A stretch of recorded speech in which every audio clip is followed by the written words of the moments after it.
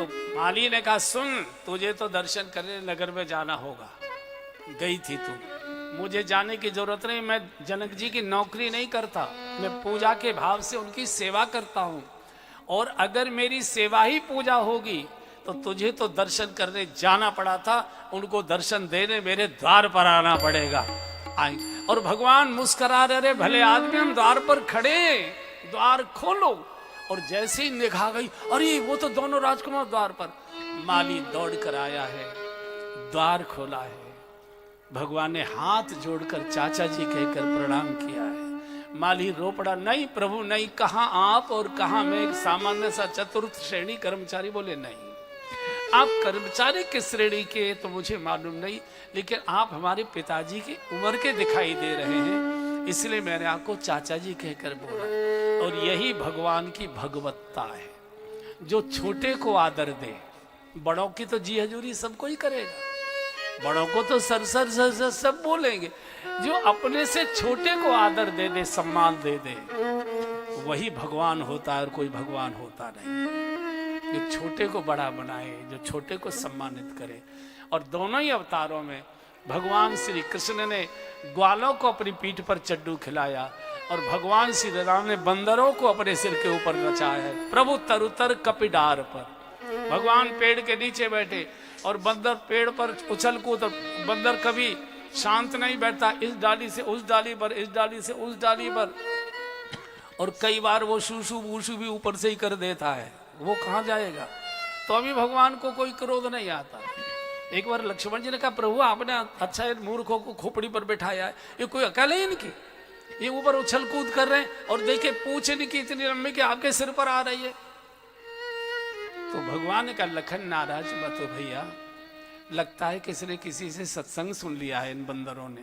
क्या ये पूछ आपके ऊपर डाल रहे हैं? बोले पूछ नहीं है, ये ममता है। और कप के ममता पूछ पर, और ममता मैं हमेशा से कहता हूं, सबके ममता ताग बटोरी, मम पद बने बांध बर डोरी।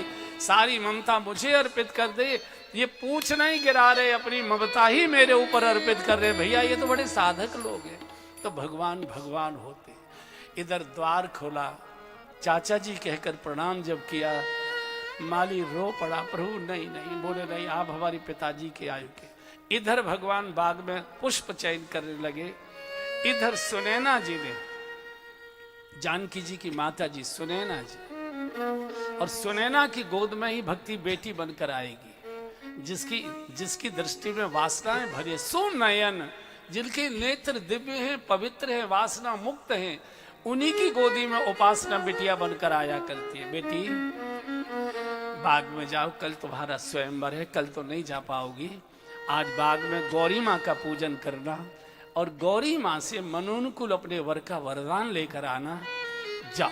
और यहाँ से अष्ट सखियों के साथ श्री किशोरी जी इसी समय जब भगवान बाग में पहुंच चुके हैं, इस समय गौरी पूजन के लिए बाग में आ रही है। बहुत मार्मिक बड़ा मनोहारी प्रसंग है। हमारे बक्सर वाले मामा जी के नाम से प्रसिद्ध थे श्रीमन नारायण दास भक्तमाली जी, बड़े श्रेष्ठ संत हुए। एक दुर्घटना में वो नहीं रहे, वो जानकी जी को अपनी बहन के रूप में मानते थे और बहुत बड़ा विवाह उत्सव अपने बक्सर में करते थे। उन्होंने उस समय का वो भजन लिखा है, मामा जी ने एक बार गा ली। पूजन की करके तैयारी सखिन संग आई जनक की लली। पूजन की करके तैयारी सखिन संग आई जनक की लली। संग सखी सब सुभग सयानी, संग सखी सब सुभग सयानी। अरे बीच सिया सुकुमारी सखिन संग आई जनक की लली। बीच सिया सुकुमारी सखिन संग आई जनक की लली। पूजन की करके तैयारी सखिन संग आई जनक की लली। पूजन साज सजाए विविध विध, पूजन साज सजाए विविध, कर कंचन की थाली सखिन संग आए जनक की लली, कर कंचन की थाली सखिन संग आई जनक की लली, पूजन की करके तैयारी सखिन संग आई जनक की लली, को सखी सिर चमर डुलावन, को सखी सिर चमर डुलावन, को लिए जलधारी सखिन संग आए जनक की लली, को लिए जलधारी सखिन संग आए जनक की लली, पूजन की करके तैयारी सखिन संग आई जनक की लली, निर्मल नीर नहाय सरोवर, निर्मल नीर नहाय सरोवर, गिरजा के मंदिर पधारी सखिन संग आई जनक की लली, गिरजा के मंदिर पधारी सखिन संग आई जनक की लली, पूजन की करके तैयारी सखिन संग आई जनक की लली। जिस समय भगवान बाग में, उसी समय बाग में पूजन, गौरी पूजन करने भगवान गुरु पूजा के लिए आए हैं। जानकी जी गौरी पूजन के लिए आई है। मैं 2 मिनट आपके इस पर लगाऊंगा। देखो ये रामचरित्र है और चरित्र करके दिखाया जाता है। गीता ज्ञान है, ज्ञान बोलकर बताया जाता है, चरित्र करके दिखाया जाता है। और ये सिद्धांत भी है, भगवान श्री राम ने जो किया है वो करणीय है और भगवान श्री कृष्ण ने जो कहा है मुख से वो करणीय है। भगवान श्री राम ने जो मुख से कहा है वो हमारे लिए करणीय नहीं। उन्होंने कहा निश्चर हीर करो मैं भुज उठाए प्रण कीन, ये हमारे बस की बात नहीं है। उन्होंने जो किया है प्रातः काल उठ के रघुनाथा, मात पिता गुरु नावहि माथा, तो ये हमारे लिए करणीय है। भगवान श्री कृष्ण ने जो गीता के माध्यम से बोला है कुरुक्षेत्र में वो करणीय है। जो उन्होंने किया है वो करणीय नहीं है। जो कृष्ण ने किया है अगर वो करना शुरू कर दोगे तो हर गली में ठोके जाओगे, हर गली में धुनाई होगी। तो कृष्ण ने जो कहा है वो करणीय है, राम ने जो किया है वो करणीय है। ये चरित्र है। दोनों की उम्र किशोर अवस्था है। वह किशोर सब भांति सुहाए। जीवन की सबसे मूल्यवान उम्र होती है किशोर अवस्था। किशोर अवस्था में बेटा और बेटी अगर सध गए तो धड़ल्ले से दुनिया में अकेले जा सकते हैं, उनको कोई कलयुग हिला नहीं सकता। और किशोर अवस्था में जो फिसल गए ब्रह्मा भी उनको सुधार नहीं सकता, उनको गड्ढे में गिरना ही है। ये बहुत मूल्यवान उम्र होती है किशोर अवस्था। जीवन में 7-7 वर्ष के परिवर्तन के चक्कर होते हैं।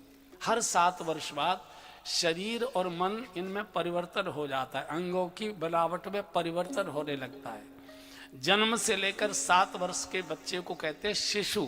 इसी से शूशु बना है, इसी से जो शूशु करे वो शिशु है। जन्म से लेकर 7 वर्ष तक का शिशु, 7 वर्ष से 14 वर्ष तक की आयु का बालक, बाल शाखा, बाल मंदिर, बाल विद्या मंदिर, बाल सभा, बालक कहते हैं। उसके सारे अपराध क्षम होते, छोड़ बालक है अभी। 14 वर्ष से 21 वर्ष की आयु जीवन की सबसे मूल्यवान उम्र होती है बेटा बेटियों की, बालक बालिकाओं की। इसको कहते हैं किशोर अवस्था। इस अवस्था में शरीर और मन, सोच विचार, शरीर के अंगों में, सोच विचार में परिवर्तन होने लगता है। शरीर के अंग विकसित होने लगते हैं, बुद्धि विकसित होने लगती है, शरीर में तेज बनने लगता है, उच्छृंखलता उद्दंडता बढ़ने लगती है, माता पिता की आज्ञा की अवहेलना होने लगती है, माता पिता से छुपकर इधर उधर जाने की इच्छा होने लगती है। ये सबसे मूल्यवान उम्र होती है किशोर अवस्था, जो इस समय जानकी जी की और भगवान की है। वह किशोर सब भात सुहाए। तो 14 से 21 वर्ष, उसके बाद 4 चक्र युवावस्था के, 7 चौक 28, 7 पंजे 35, 7 छंग 42, 7 7 49, ये युवावस्था। फिर उसके आगे प्रौढ़ अवस्था, वृद्धावस्था। ये जो 14 से 21 की उम्र है, इसमें भगवान और जानकी जी दोनों जगत के माता पिता करके दिखा रहे। भगवान गुरु पूजा के लिए बाग में आए हैं। गुरु केवल शरीरधारी किसी मनुष्य का नाम नहीं है। गुरु माने ज्ञान, गुरु माने गरिमा, गुरु माने गंभीरता, गुरु माने शील, गुरु माने चरित्र, गुरु माने त्याग, गुरु माने सेवा, गुरु माने धर्म, गुरु माने प्रकाश, गुरु माने शुभ। चूंकि ये उम्र ऐसी है जब बेटा और बेटी अंधेरे में जाना पसंद करते हैं, माता पिता से छुपकर जाना पसंद करते हैं, माता पिता की आंखों से ओझल होकर जाना पसंद करते हैं। भगवान इस समय प्रकाश की ओर आ रहे, गुरु की ओर आ रहे, ज्ञान की ओर आ रहे, गरिमा की ओर आ रहे, गंभीरता की ओर आ रहे, प्रकाश की ओर आ रहे, धर्म की ओर आ रहे, शुभ की ओर आ रहे। और श्री जानकी जी, ये किशोर अवस्था है इनकी, ये गौरी पूजन के लिए आ रहे। गौरी केवल शंकर जी की पत्नी ही नहीं है। गौरी माने ज्ञान, गौरी माने गरिमा, गौरी माने गंभीरता, गौरी माने शील, गौरी माने त्याग, गौरी माने सेवा, गौरी माने समर्पण, गौरी माने करुणा, गौरी माने दया। ये जो स्त्रीलिंग के सद्गुण हैं, ये सब गौरी के प्रतीक हैं। दोनों इस उम्र में आए हैं। अगर इस उम्र में बच्चा सद गया, दुनिया के किसी भी देश में बेधड़क अकेले भेज दीजिए बेटा बेटी को, कोई स्पर्श दुर्गुण कर ही नहीं पाएगा।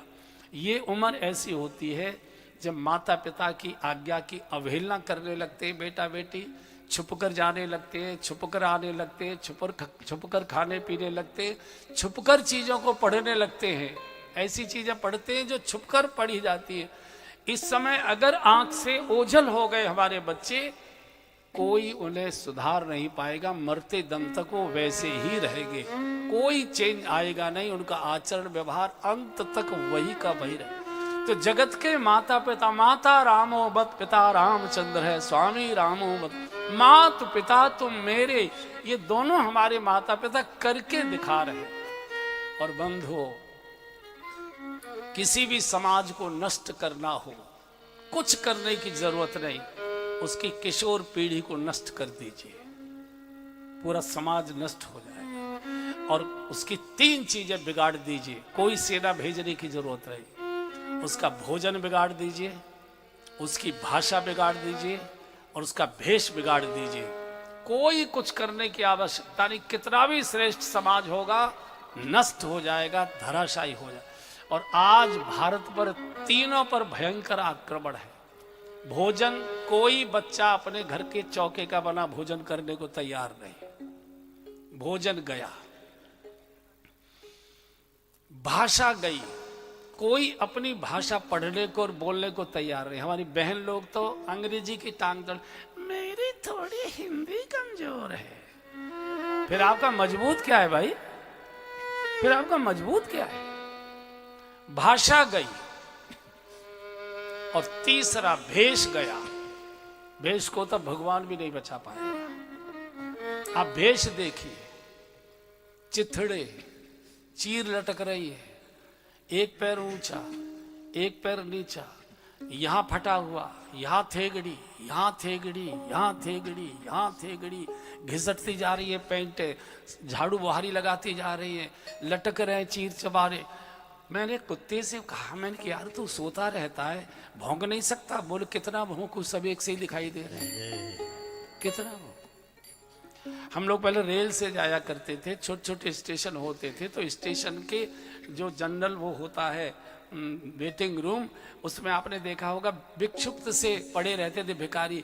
उनकी पैंट घिसटती जा रही है, उनका पजामा घिसटता जा रहा है, उनका ये घिसटता जा रहा है। आज करोड़पति परिवारों के बच्चों के थेगड़ी लगे हुए। मुझे कोई कह रहा था पहले फाड़ लेते हैं फिर उन पर थेगड़ी लगवाते हैं। अच्छे अच्छे कपड़े नए फाड़ लेते। मैंने एक साधु से पूछ लिया, बात तो उन्होंने कड़ी कही लेकिन मेरी समझ में आई। हमने कि बाबूजी ये बताइए, ये चलो गरीब का व्यक्ति, हमने भी पहले सिलवा के फटे कपड़े सिल गए और पहन लिए, तो एक स्वाभाविक था। लेकिन आजकल तो सादा बढ़िया नए कपड़े फाड़ फाड़ कर थेगड़ियां जोड़ी जा रही हैं, उनमें अनेक रंगों की थेगड़ियां। तो ऐसा क्यों हो रहा है भैया? करोड़पति परिवारों के बच्चे बच्चियां ये फटे एकदम चिथड़े क्यों पहन रहे हैं? बोले बुरा तो नहीं मानोगे अगर सच सच बता दूं? मैंने कहा बताइए, इसलिए तो पूछ रहे हैं। बोले इनके माता पिता ने और इन्होंने पिछले जन्म में समाज को फटे चिथड़े और थेगड़ी पहनने के लिए अपनी सुख सुविधाओं के नाम पर मजबूर किया था। भगवान कहता है जन्म तो करोड़पति परिवार में दूंगा, लेकिन पहनाऊंगा चिथड़े ही फटे ही पहनाऊंगा, तुमको साबित कपड़े पहनने ही नहीं दूंगा। करोड़पति परिवारों के बेटा बेटी चिथड़े फटे पहनने, वेश का बहुत बड़ा परिणाम होता है। एक सज्जन ने मुझे पूछ लिया, क्या तिलक लगाने से भगवान मिल सकता है क्या? जिस ढंग से उसने पूछा मैं समझ गया कि ये मजाक बना रहा है। क्या तिलक बिना तिलक लगाए भगवान नहीं मिल सकता? मैंने कहा नहीं मिल सकता। क्या तिलक लगाने से मिलेगा? बोले मिलेगा, लगा के। ये तिलक की बिंदी सामान्य बिंदी नहीं है। जैसे बहनों की सुहाग की बिंदी होती है लाल रंग की, उसके माथे पर अगर सुहाग की बिंदी है, धड़ल्ले से अकेली चली जा सकती है, कोई गुंडा छेड़छाड़ क्या देखने की हिम्मत नहीं करेगा, मालूम है कि पति यही कहीं हो गए। ये हमारी रक्षा करती है बिंदी, ये हमारी सुहाग की बिंदी है। जैसे शरीर का पति प्राणपति, ये शरीर का पति शरीरधारी होता है, प्राणों का पति परमात्मा होता है। हम गाते में तुम हो प्राणपति। माथे पर अगर तिलक की बिंदी है, कहीं अश्लील मजाक नहीं कर सकते, कहीं अश्लील गाना नहीं गा सकते, किसी बहन बेटी को छेड़छाड़ नहीं कर सकते, मदरा की दुकान पर खड़े नहीं हो सकते। या तो तिलक मिटाओगे या तो मदरा की दुकान को छोड़ोगे, जाना बंद करोगे, एक ही काम होगा। ये भारतीय संस्कृति के जो चिन्ह हैं, ये केवल शरीर श्रृंगार के लिए नहीं है, ये हमारी आत्मा के श्रृंगार के लिए, हमारी आत्मा का निर्माण करती है वेश का। और मैं ये जानता हूं कि मेरे कहने से कोई वेश बदलेगा नहीं, और फाड़ लो, कोई दिक्कत नहीं। लेकिन मेरी एक प्रार्थना है उन बंधुओं से बहनों से जो कथा सुन रहे हैं। मैंने देश सुधार का ठेका नहीं लिया, लेकिन जो मेरे सामने बैठकर 3-3 घंटे समय निकालकर कथा सुनते हैं, उनसे मैं जरूर प्रार्थना करूंगा कि आप बीज बचा लीजिए, बाकी जिसको मरना है मरने दीजिए। बीज बचा रहेगा, उसके पौधे हो जाएंगे आगे चलकर। वर्ष में 3 बार, 3 या 4 बार, मैं 3 बार कहता हूं, 4 बार भी कर सकते हैं, भारतीय वेश पहनिए। कब?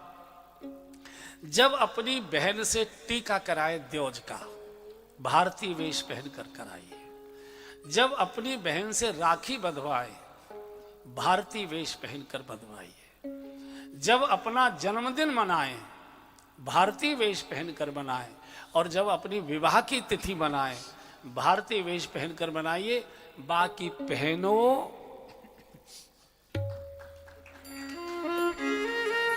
जो अच्छा। जानकी जी रेशना के बाग में गई है, गौरी के मंदिर में पहुंची। ये देश नहीं है भाई, इसको एक बार गा लो। चंदन है इस देश की माटी, तपोभूमि हर नाम है। हर बाला देवी की प्रतिमा, बच्चा बच्चा राम है। चंदन है इस देश की माटी, तपोभूमि हर ग्राम है। हर बाला देवी की प्रतिमा, बच्चा बच्चा राम है। हर बाला देवी की प्रतिमा, बच्चा बच्चा राम है। चंदन है इस देश की माटी, हर शरीर मंदिर सा पावन, हर मानव उपकारी है। हर शरीर मंदिर सा पावन, हर मानव उपकारी है।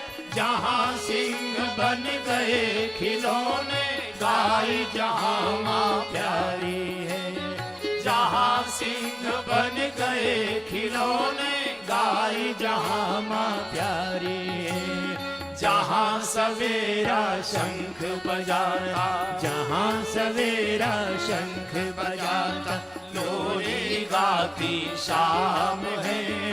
हर बाला देवी की प्रतिमा, बच्चा बच्चा राम है।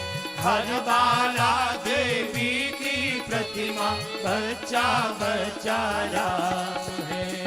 चंदन है इस देश की माटी, तपोभूमि हर ग्राम है।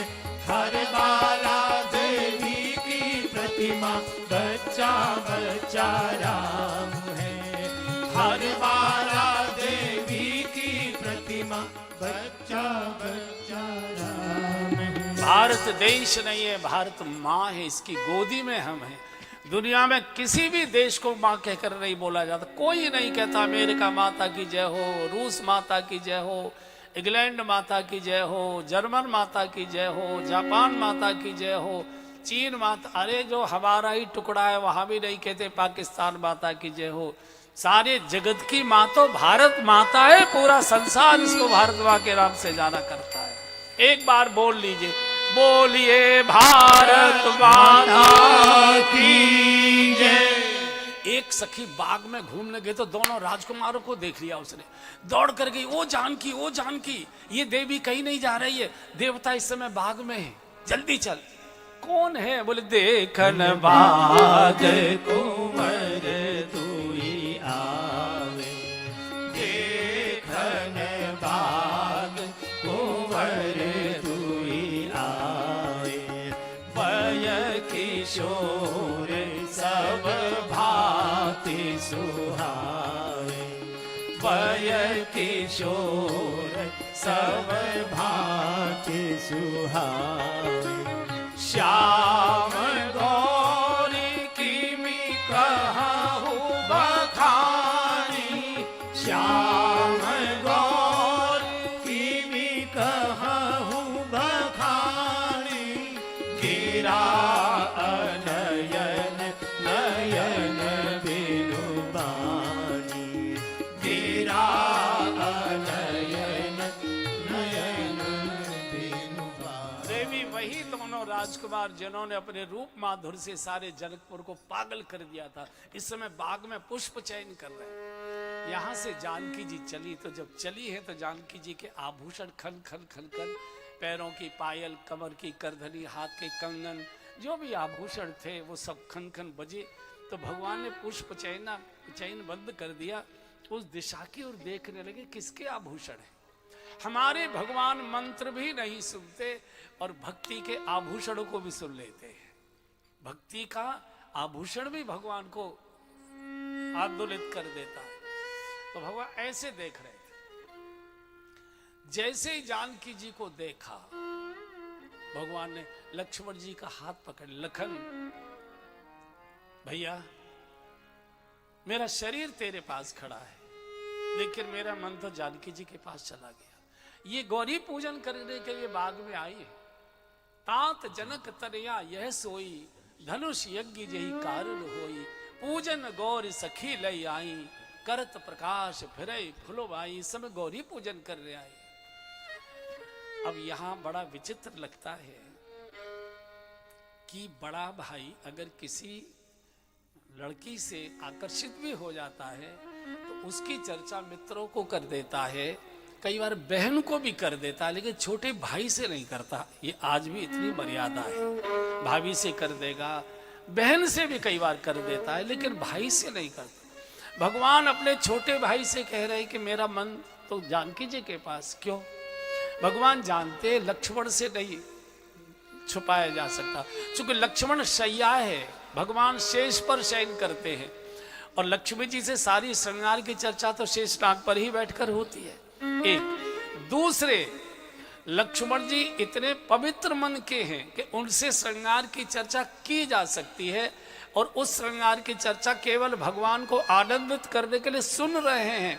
उसका रसास्वादन लक्ष्मण जी कभी भी नहीं करते, कभी भी नहीं करते। इतना लक्ष्मण जी का मन पवित्र है कि लक्ष्मण जी ने कभी जीवन में जानकी जी को भाभी कहकर नहीं बोला। हमेशा माँ कहकर बोला करते थे, कभी भाभी नहीं। इतना पवित्र मन का महापुरुष इस पृथ्वी पर हुआ ही नहीं।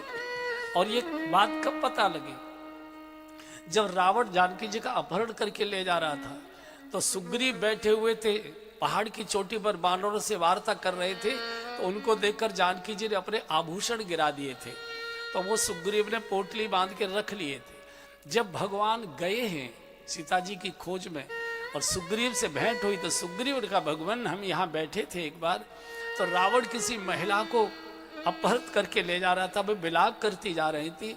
हमको देखकर उन्होंने अपने आभूषण डाले, वो हमने रखे, आप पहचानते हो तो देख लीजिए। पोटली खोली तो वो तो भगवान कहते, लखन ये शीश फूल जानकी जी का है क्या, ये कर्ण फूल जानकी जी का है क्या, ये नथ जानकी जी के है क्या, ये कंठ की माला।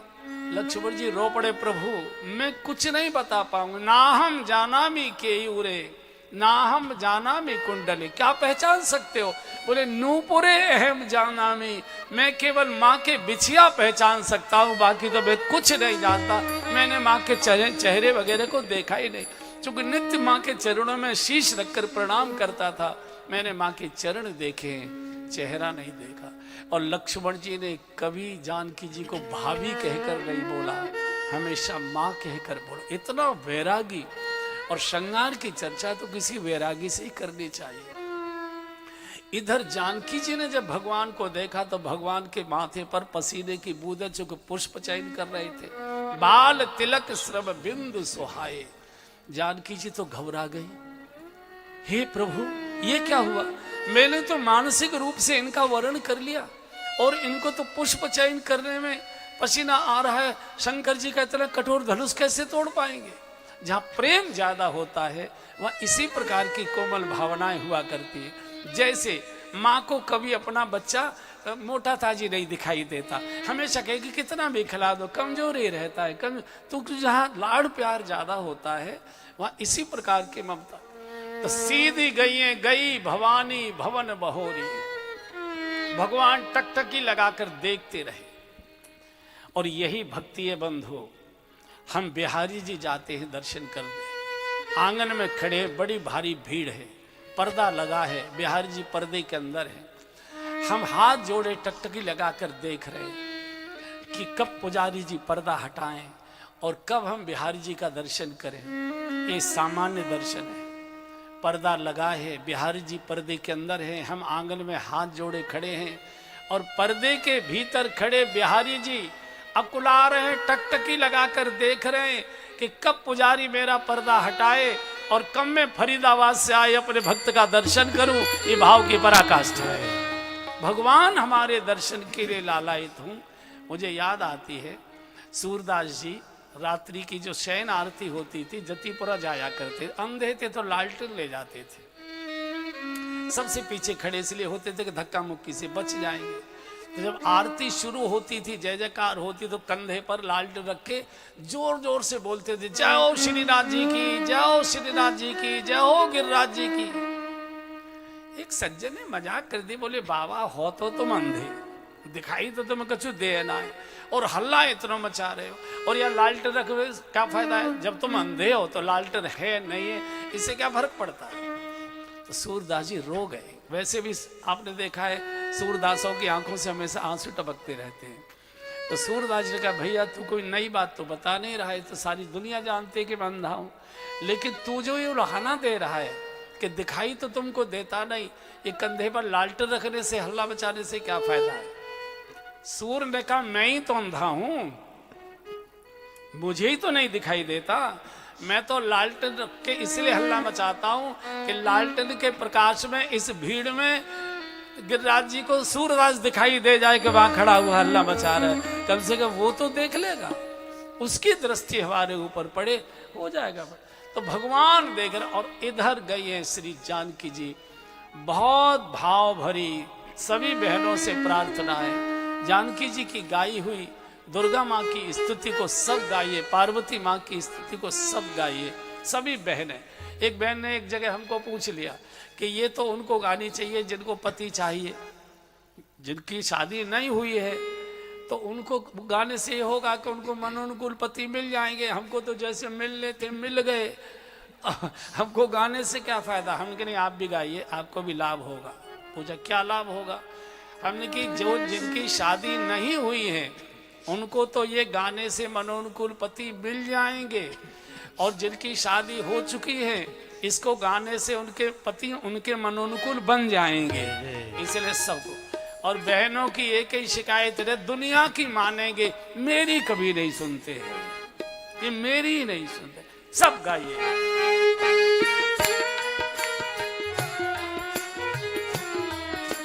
जय जय गिरिवर राज किशोरी, जय जय गिरिवर राज किशोरी, जय महेश मुख चंद चकोरी, जय महेश मुख चंद चकोरी, जय गज बदन सदानन माता, जय गज बदन सदानन माता, जगत जननी दामिनी दुति गाता, जगत जननी दामिनी दुति गाता, नहीं तब आदि मध्य अवसान, नहीं तब आदि मध्य अवसान,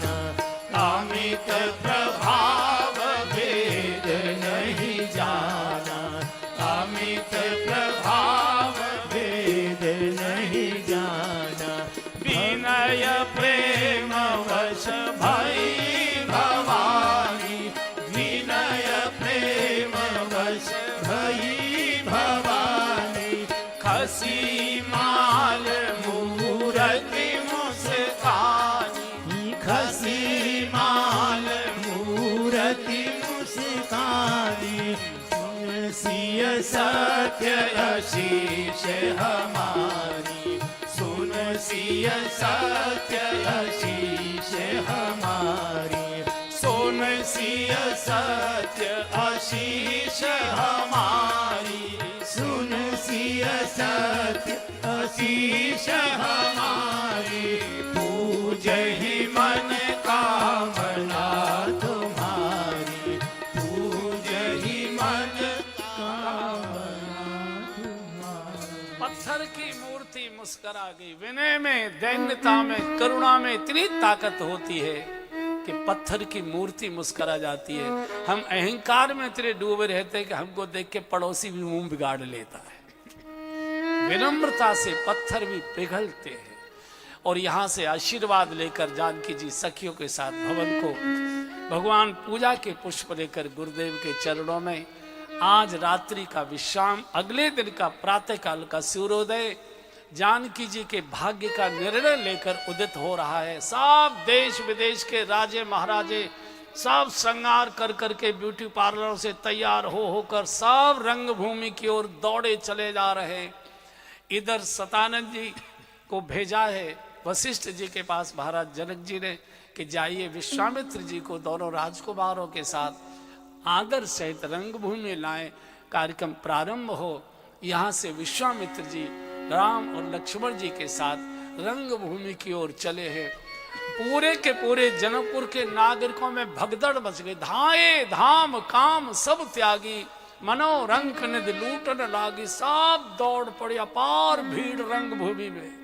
जनक जी ने अपने सेवकों को कहा सबको यथोचित आसन दीजिए और सबसे ऊंचे मंच पर सब मन चलते मंच एक सुंदर विशद विशाल मूल समेत तहाँ बंध दो बैठा रे महिपाल। विश्वामित्र जी के साथ दोनों राजकुमारों को बिठाया गया। पूरी जनता टकटकी लगाकर भगवान के मनोहारी स्वरूप का दर्शन कर रही है। इधर जब सब अपने अपने आसन पर बैठ गए तब शतानंद जी ने जनक जी को कहा अब बिटिया को बुलाइए, मुहूर्त आ गया, धनुष यज्ञ का मुहूर्त प्रारंभ हो गया।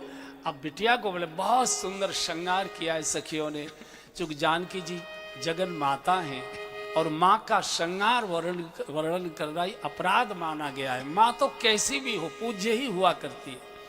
गोस्वामी सुबह का श्रृंगार लिखा है, दिव्य श्रृंगार। धीरे धीरे मंडप की ओर जानकी जी भक्ति की प्रतीक है।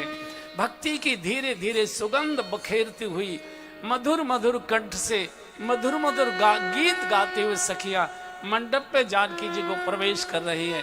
एक बार गा लीजिए। धीरे चलो सुकुमार, सुकुमार सिया प्यारी, धीरे चलो सुकुमार, सुकुमार सिया प्यारी, धीरे चलो किशोरी जी का प्रवेश। सुकुमार सिया प्यारी, चली संग ले सखी सयारी, चली संग ले सखी सयारी, गावत गीत मनोहर वाणी, गावत गीत मनोहर वाणी। धीरे चलो सुकुमार, सुकुमार सिया प्यारी, धीरे चलो सुकुमार, सुकुमार सिया प्यारी। सोहनवल तनु सुंदर सारी, सोहनवल तनु सुंदर सारी, जगत जननी अतुलित छवि भारी, जगत जननी अतुलित छवि भारी। धीरे चलो सुकुमार, सुकुमार सिया प्यारी, धीरे चलो सुकुमार, सुकुमार सिया प्यारी। रंग भूमि जब सिया पगुधारी, रंग भूमि जब सिया पगुधारी, देखी रूप मोहे नर नारी, देखी रूप मोहे नर नारी। धीरे चलो सुकुमार, सुकुमार सिया प्यारी, धीरे चलो सुकुमार, सुकुमार सिया प्यारी।